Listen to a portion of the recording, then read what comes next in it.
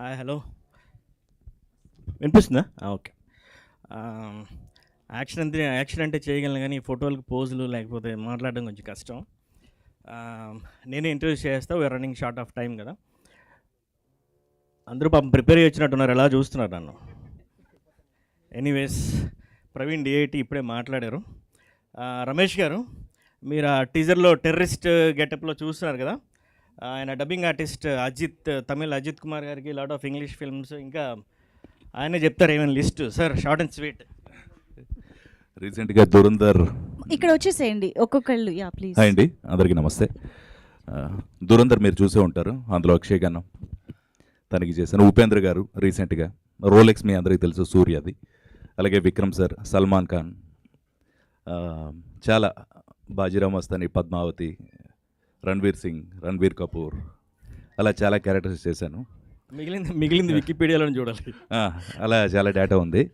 So acting కోసం మంచి అవకాశం ఇచ్చారు, చాలా థ్యాంక్స్.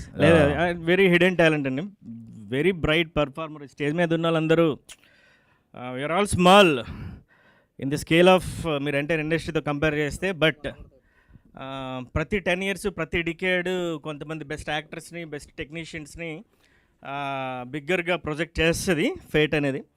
సో ఈ ఫిల్మ్లో ఉండేవాళ్ళు చాలా హిడెన్ టాలెంట్, చాలా బ్రైట్ టాలెంట్ ఉంది.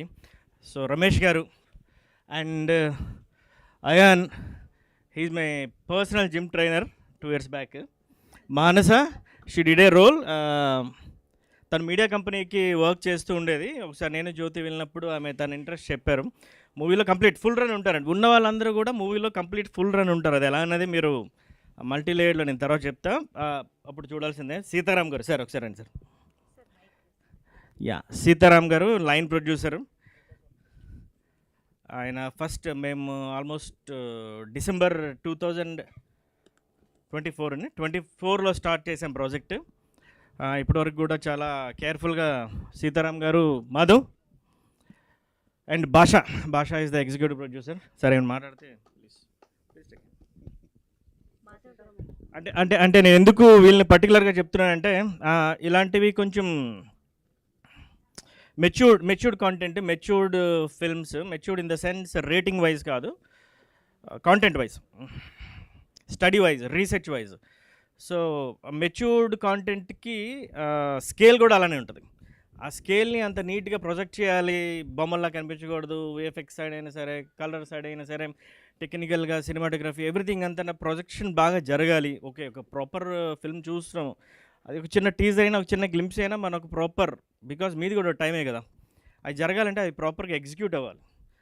అది నా థాట్ నుంచి ఎగ్జిక్యూషన్ వరకు అది ప్రాపర్గా జరగాలి. ఆ మధ్యలో చేసింది వీళ్ళు భాషా, సీతారాం గారు అండ్ దశరథ్ మాధవ్. నేను పేర్లు మార్చుకుంటున్నాను. సరే, ఏమైనా చెప్తారా? మీడియా మిత్రులందరికీ నమస్కారం అండి. పూర్వజ్ గారు మా గురించి ఎక్కువ